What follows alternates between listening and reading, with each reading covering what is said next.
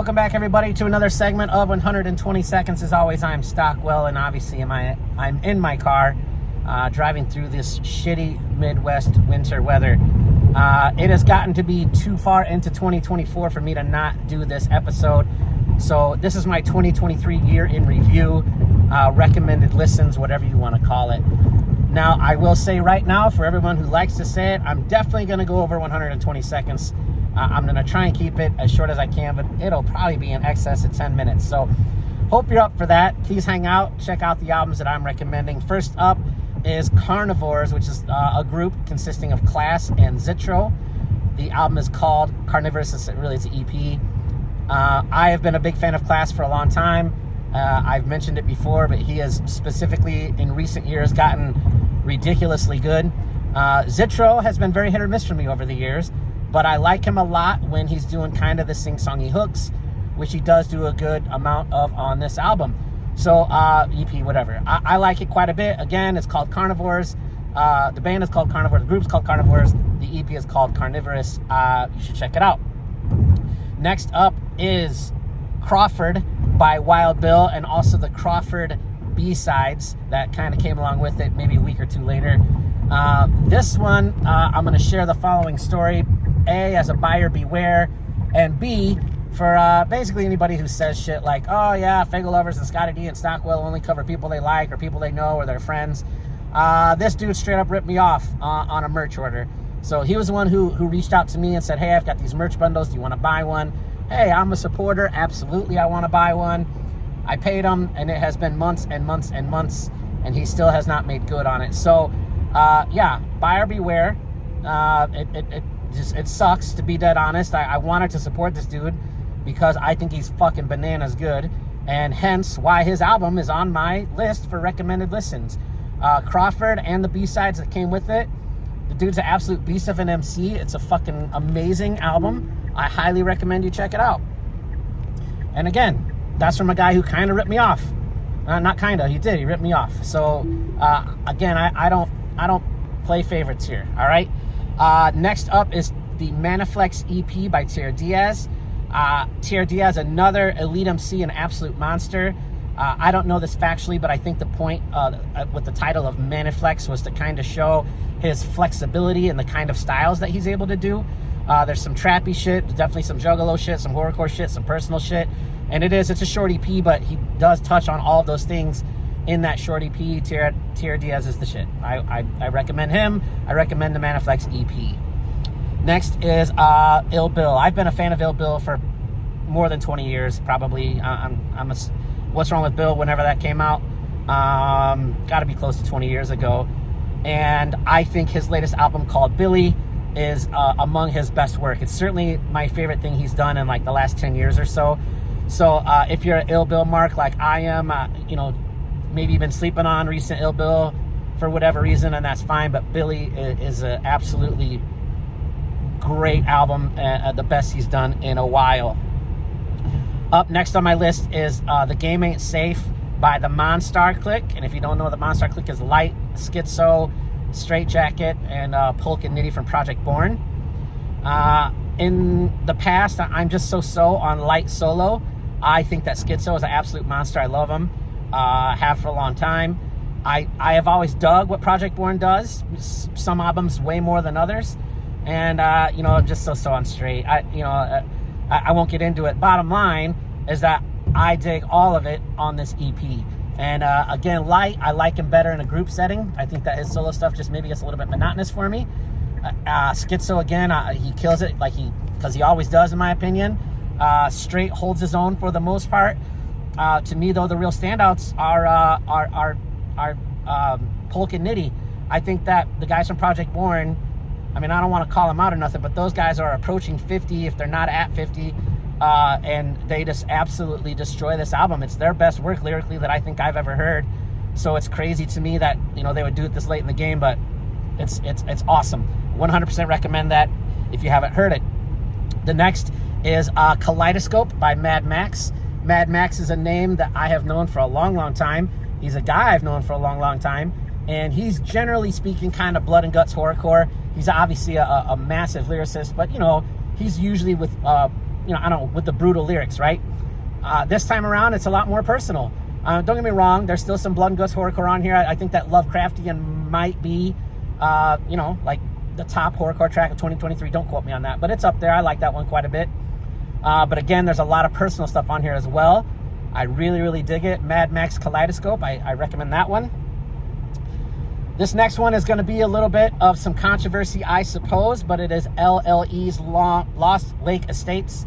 LLE is Alazulu, AXE, and the Funtime guys together in a group. SON is also part of the group, but he wasn't when they were recording the album, but he will be moving forward, as I understand it.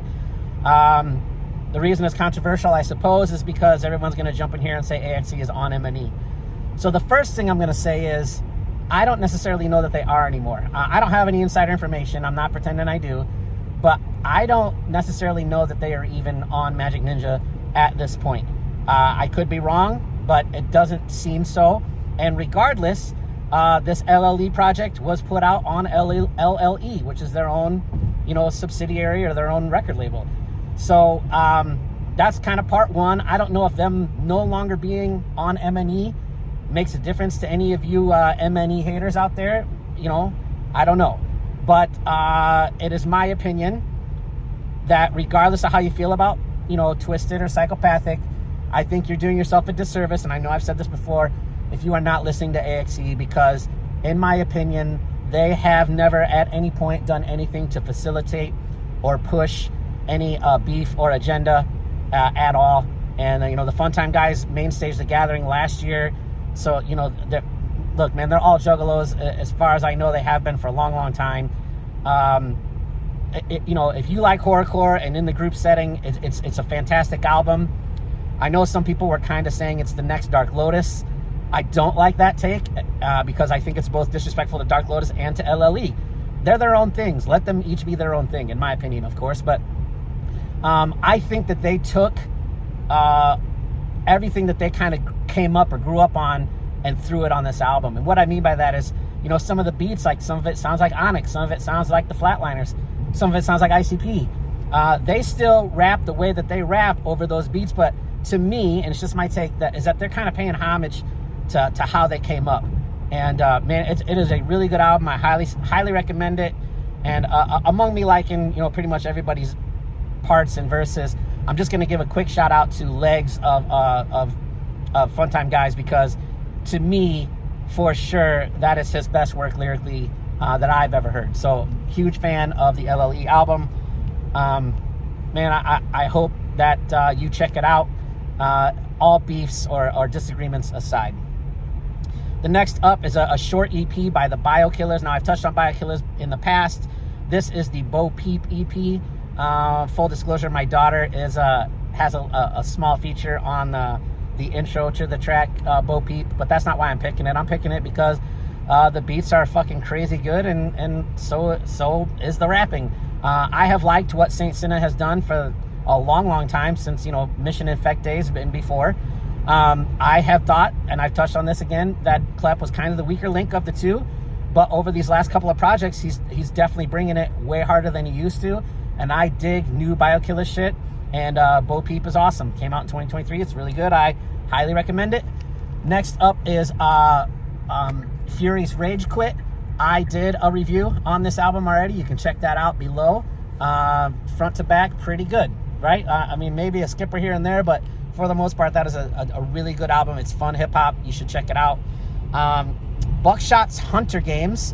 I almost said Hunger Games. Hunter Games. Funny story. I called Buck after giving it the first spin, and I said, look, dude, this is maybe your best work, but I don't like the track with Straight Jacket called Moonlight. And he's like, Stockwell, you're a fucking idiot. Everybody loves that song. So, hey, that's par for the course for me, right? I just don't like that sound, but, you know, I haven't looked, but I would guess that YouTube probably has, I don't know, 100,000 views for all I know. Everybody loves that track. That's not the sound that I prefer, but I do love everything else on that album, to include the features. And I bring that up because everybody knocks Bukshot for the features. And, you know, like, it's fine if you want to knock him for it, I suppose. But my thing is that if the features are dope, then then what does it matter, right? Like, if you like it, then you like it. I don't care. I don't know. I know a lot of his stuff is feature heavy. That's just who Bukshot is, and I appreciate it. So I think that's a weird take if you don't like that.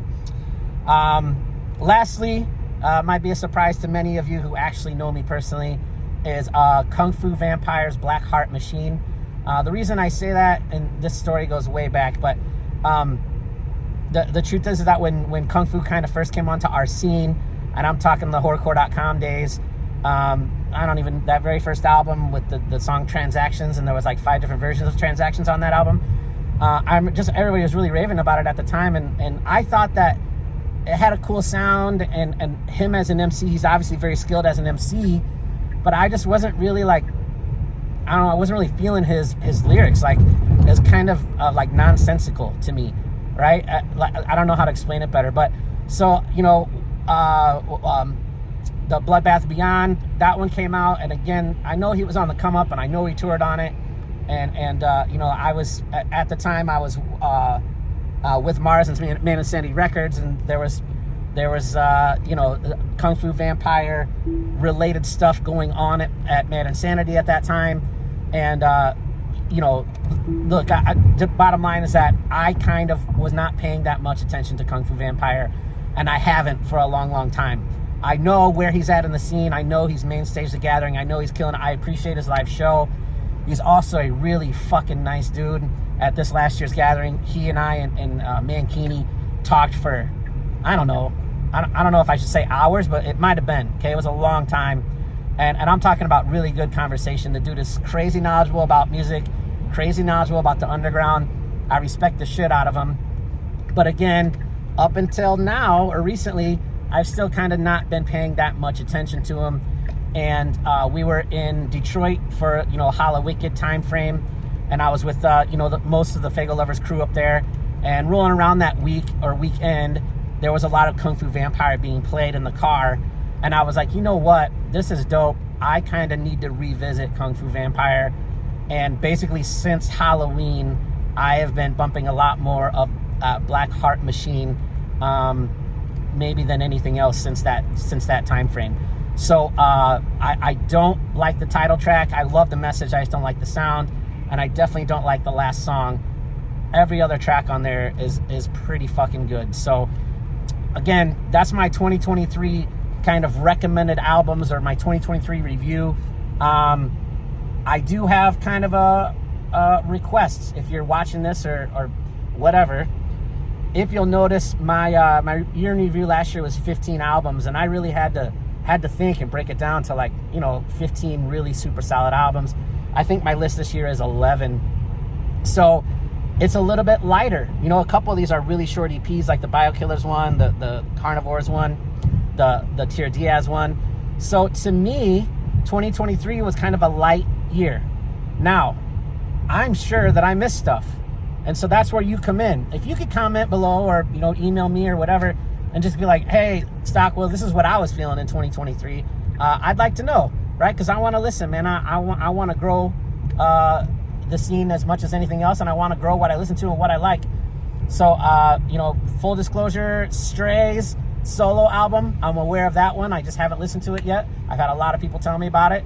And the X and Tito album, which is two of the guys from the Hooligans, they made something together. I've known about both those albums. I just haven't listened to either one, but I have heard really positive things from multiple people about both albums. So I am going to check them out. They're on the list. Aside from that, what do you guys got for me that you thought was dope that came out in 2023? So 14 minutes. Holy shit, this is way longer than I usually ever go. But I wanted to give each of these albums a little bit of love, a little bit of shine. I'll post links as always, and you know, check them out. Tell me what you think. What was your favorite, or, you know, what's a recommended listen from you from last year? Until next time, more regular 120-second album reviews coming. Thanks. FagoLovers.net. They've covered some of my interviews. Is it Fago Lovers? Is that the website? Fago Lovers, yeah. I think so, yeah. I don't know if that's a website, right?